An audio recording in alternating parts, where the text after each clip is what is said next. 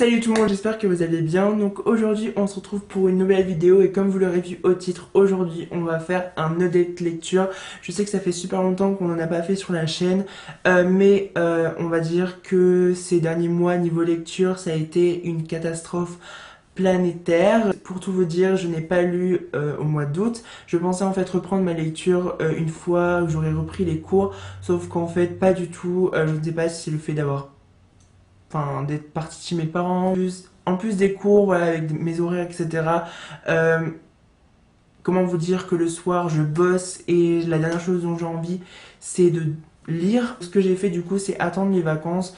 Je savais que voilà, peut-être qu'en repartant, enfin en allant chez mes parents, reprendre voilà mon petit train-train, je savais que peut-être ça allait repartir et que ma lecture allait revenir en fait. Et c'est ce qui s'est passé. Et ben j'ai repris la lecture. Alors je ne sais pas si c'est le fait d'être revenu chez mes parents ou pas, mais en tout cas j'ai recommencé la lecture. Du coup j'ai décidé de vous montrer les lectures que j'ai fait depuis donc le début de l'année 2016.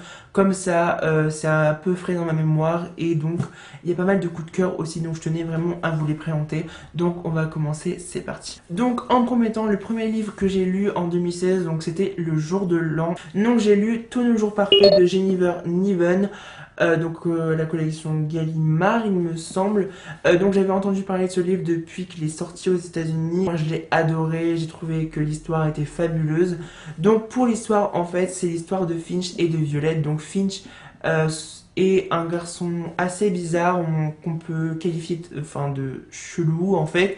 Tous les gens de son lycée le trouvent vraiment vraiment bizarre. Et il y a aussi Violette qui elle était une fille très populaire qui sortait avec le joueur de foot, etc. Vous voyez un peu la fille très populaire. Sauf jusqu'au jour en fait où elle et sa sœur sont parties en soirée et malheureusement elles ont eu un accident de voiture et sa sœur est décédée. Donc c'est très dur pour elle en fait de faire son deuil. Tout son quotidien lui rappelle sa sœur et donc c'est très très très dur pour elle. Donc ces personnages en fait que tout oppose, qui ne se connaissent absolument pas, qui ne sont jamais fréquentés avant, vont se rencontrer sur le toit du lycée. Donc de cette rencontre va naître une histoire d'amitié et bien plus en fait. Donc on va les suivre tout au long de leur voyage parce que en gros ils doivent faire un travail pour le cours d'histoire géo. Ils doivent parcourir tout l'État et visiter des sites touristiques en fait pour faire un dossier d'histoire et de géo. Absolument pas vont se découvrir et c'est plutôt magnifique. Donc moi ce que j'ai aimé c'est déjà les personnages, j'ai trouvé qu'ils étaient parfaits, uniques parce que j'avais pas l'impression de les avoir retrouvés, enfin de les avoir déjà vus dans d'autres livres ou voilà, j'ai trouvé vraiment vraiment uniques. J'ai trouvé qu'ils étaient réels parce que c'est des personnages dans lesquels on peut vraiment se retrouver en fait. J'ai adoré le fait aussi donc que ça aborde les thèmes du suicide ou du mal-être, de la dépression chez les adolescents parce que c'est les adolescents qui sont plus touchés par ce genre de problèmes mentaux on va dire. Et j'ai adoré comme la plume de Jennifer Niven. Je trouvais que c'était hyper simple, très beau, il y a des belles citations, forcément des très très belles citations. J'ai adoré l'histoire entre les deux personnages, j'ai adoré Finch, j'ai adoré Violette, plus Finch que Violette. Bien sûr, ce livre m'a bouleversée et ça a été vraiment, vraiment l'un de mes coups de cœur. Je pense que c'est vraiment l'un des livres qui me marquera le plus. En tout cas, c'est l'un des livres qui me marque le plus, en tout cas, cette année. Ouais, franchement, très très beau livre. Je vous le conseille, si vous n'avez toujours pas foncé pour Tous nos jours parfaits, foncez. Ça va être adapté en 2016. En 2017, ça sort au cinéma, il me semble. Donc j'ai hâte de voir ça à l'écran, en tout cas. Et c'est un magnifique bouquin et c'est l'un de mes coups de cœur de cette année, vraiment beaucoup gros coup de cœur et donc je vous le conseille vivement. Si vous n'avez toujours pas goûté à ce livre, foncez en librairie. Donc ensuite j'ai lu Phobos tome 2 de Victor Dixon. Donc si vous voulez en savoir plus, voilà, je vous ai déjà normalement mis en ligne une vidéo, en fait une revue des deux premiers tomes en fait de cette série de Victor Dixon. Je vous mettrai le lien de la vidéo en barre d'infos si vous voulez en savoir vraiment plus sur l'histoire, sur vraiment pourquoi j'ai adoré cette série et pourquoi j'ai autant hâte pour le tome 3. Donc si tu veux en savoir beaucoup plus sur ces livres, je te mets le lien en barre d'infos. Donc ensuite j'ai lu en e-books un livre que tout le monde a lu cet été, que je n'avais toujours pas commencé. En fait je l'avais acheté en e-books mais je l'avais toujours pas commencé. Donc c'est le livre Aristote et Dante découvrent les secrets de l'univers. Je sais même pas pourquoi je l'ai commencé, en fait je l'ai commencé la semaine dernière. Et comment vous dire que ce livre m'a complètement bouleversé, je l'ai lu en une seule fois, j'ai pas pu le lâcher, je l'ai lu, genre je l'ai commencé, je l'ai terminé. J'ai adoré ce bouquin, il m'a fait rire, pleurer, genre rire aux larmes et pleurer, mais genre vraiment hyper bouleversant. J'ai adoré les personnages, j'ai adoré l'histoire et sans vous mentir, il arrive quasi ex aequo avec mon livre préféré qui est donc Le Monde de Charlie, qui m'a fait découvrir la lecture et qui est pour moi voilà mon livre favori de tous les temps. C'est un livre vraiment qui aura pas changé ma vie, mais voir les choses différemment. En tout cas, pour l'histoire, c'est l'histoire de Aristote. Donc nous, on suit le point de vue d'Aristote. On commence quand il a 15 ans, il me semble. Ça se passe pendant les années 80, au milieu des années 80, si je me trompe pas. Et en fait, donc, Harry est un mec très solitaire, un garçon très solitaire. Il a 15 ans et c'est l'été, c'est le début de l'été. Et il décide en fait un beau matin de partir à la piscine municipale. Et voilà, juste commencer l'été simplement. Et il va découvrir un garçon qui s'appelle Dante qui va venir le voir, qui va lui demander est-ce que tu sais nager et si tu veux je peux t'apprendre en fait. Et de là va commencer une histoire d'amitié juste de dingue.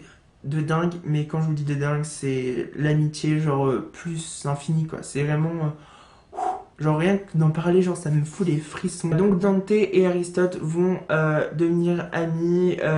Pourtant Dante est l'opposé clairement de Aristote. Aristote c'est un mec, enfin c'est un garçon qui est très renfermé, qui parle pas énormément, qui dit pas du tout ce qu'il ressent et qui voilà refoule ses émotions, qui se sent seul, qui se sent incompris, qui comprend pas trop ce qui se passe. En même temps, voilà, c'est l'adolescence et même lui dit que voilà, c'est un stade très compliqué, mais il n'arrive pas à définir ses émotions, il n'arrive pas à retranscrire ce qu'il pense, il garde tout pour lui, il accumule, alors que Dante, lui, voilà, il fait partie d'une famille où tout le monde se parle librement. Dante, dès qu'il pense une chose, il l'a dit en fait, et il n'a pas peur de cacher ses émotions, il n'a pas peur de ses émotions, il les montrer, de pleurer quand il faut pleurer, alors que Harry, pardon, lui est toujours voilà, dans le refoulement en fait, on va dire, et ils vont vraiment s'aider l'un l'autre. J'ai adoré ce bouquin, je peux pas trop vous en parler parce que j'ai pas envie de vous spoiler non plus, j'ai juste adoré l'écriture de l'auteur, je ne sais plus comment il s'appelle, je crois qu'il s'appelle Benjamin quelque chose. Juste j'ai adoré sa plume, j'ai trouvé que c'était écrit simplement, mais les émotions, genre c'est des personnages genre hyper beaux, c'est écrit très simplement, genre j'avais peur de pas aimer, de me dire merde, je savais que je vais pas aimer, et en fait non, parce que l'écriture est hyper simple, ça se lit très vite, donc franchement un seul regret pour ce livre, c'est que ça se lit hyper vite, et que franchement je regrette pas, enfin je regrette de pas avoir pris plus de temps, de pas avoir genre mis enfin, réparti ma lecture sur une semaine pour pouvoir encore plus aimer le bouquin, alors que là, genre, je l'ai lu en une seule fois et c'était terminé, et je me suis dit, merde, j'ai été con parce que j'aurais dû lire le livre plus longtemps, prendre mon temps encore à plus apprécier ma lecture, et là, je voulais vraiment savoir ce qui se passait, etc. Mais comme je vous dis, voilà, l'écriture, c'est un merveilleux livre qui vous fera ressentir des émotions juste. C'est une écriture hyper simple, mais ça vous fait ressentir des émotions de dingue. Mais en tout cas, moi j'ai trouvé que ce livre aura peut-être, enfin vraiment est l'un de mes livres qui marquera ma vie en tout cas et qui restera l'un de mes livres préférés de tous les temps et qui je pense changera ma vie. J'ai vu des choses différemment, j'ai vu une histoire d'amitié au top, des personnages juste géniaux et j'ai pleuré, genre vraiment aux larmes, mais un truc de malade. Et même moi, je me demandais, enfin, je riais, j'ai trouvé que les personnages étaient drôles, attachants, bouleversants. Vraiment, j'ai pas de mots et je vous conseille juste, si vous n'avez toujours pas lu ce bouquin, je l'ai en e-books et je vais l'acheter de suite. Je vais le commander très bientôt parce qu'il me le faut dans ma bibliothèque. Et vraiment, vraiment, si vous n'avez toujours pas tenté ce bouquin, tentez-le parce qu'il est génial. Et donc le dernier livre dont je vais vous parler est le tome 2 des Histoires de noces Ed de Sophie Jomain. Donc le tome 2 s'appelle Rivalité. Donc si vous êtes un fidèle de ma chaîne, vous savez que j'avais adoré le tome 1. Je l'avais lu au début de ma chaîne en fait. Je vous mettrai le lien de la vidéo où j'en parle. Ça avait été l'un de mes coups de cœur en fait de 2014. Je l'avais beaucoup aimé. J'avais adoré l'histoire d'amour entre Les et Anna. Pour l'histoire, je vais vous raconter l'histoire du tome 1. Ce sera plus simple, sinon c'est vous spoiler sur le tome 2. Mais en gros, l'histoire, c'est l'histoire de Anna et de Les. Anna est une Française, donc elle vient de passer son bac. Et pendant l'été, elle part en Écosse vivre avec ses parents et ses parents, sa mère et son père, vivre un été chez sa grand-mère qui est elle donc écossaise. Et donc là-bas, elle va rencontrer un jeune homme qui s'appelle Les et elle va forcément tomber amoureuse, mais elle va découvrir que Les cache une petite particularité. Et donc dans le tome 2, on suit en fait Les et Anna qui donc rentrent à l'université. Donc Anna, elle, c'est sa première année, mais Les, c'est sa deuxième année. J'ai adoré déjà retrouver Les et Anna, c'était genre bien, parce que ça m'avait beaucoup banqué. Et Les, c'était l'un de mes personnages masculins livres que vraiment, enfin, Céleste, c'est l'un de mes personnages favoris. Et du coup, j'avais vraiment hâte de le retrouver et franchement, j'ai pas été déçue. J'ai adoré les nouveaux personnages, j'ai adoré Darius, j'ai adoré Julia. Euh, j'ai adoré aussi le côté mythologique parce qu'on nous raconte énormément de choses sur le côté paranormal, etc. Science-fiction et tout. Enfin, pas science-fiction, mais fiction, etc.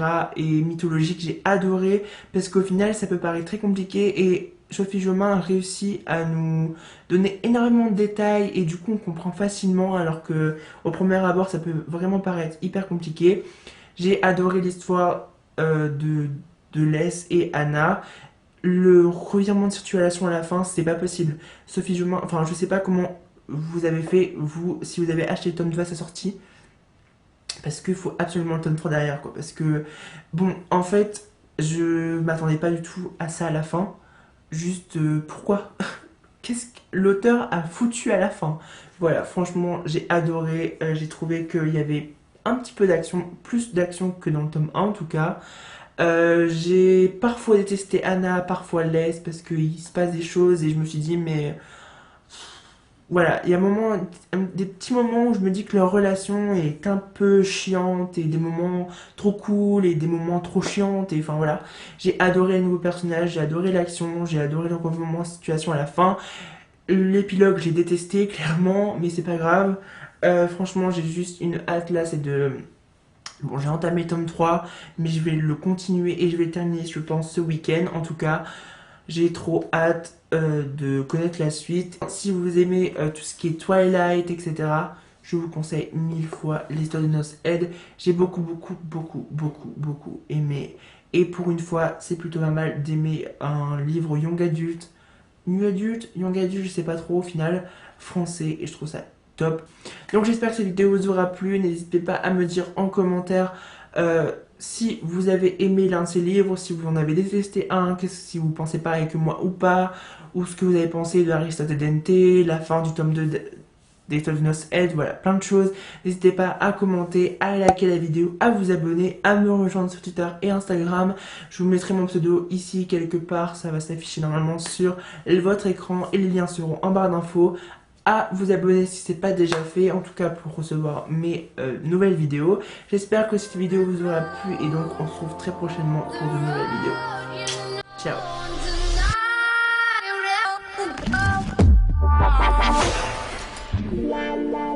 Body,